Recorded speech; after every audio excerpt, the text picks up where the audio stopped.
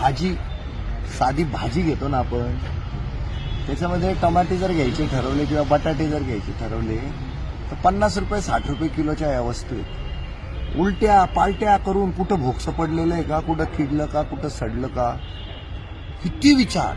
त्याच्यानंतर बार्गेनिंग करूनही परत चेक करून सगळं स्वीकारलं जातं.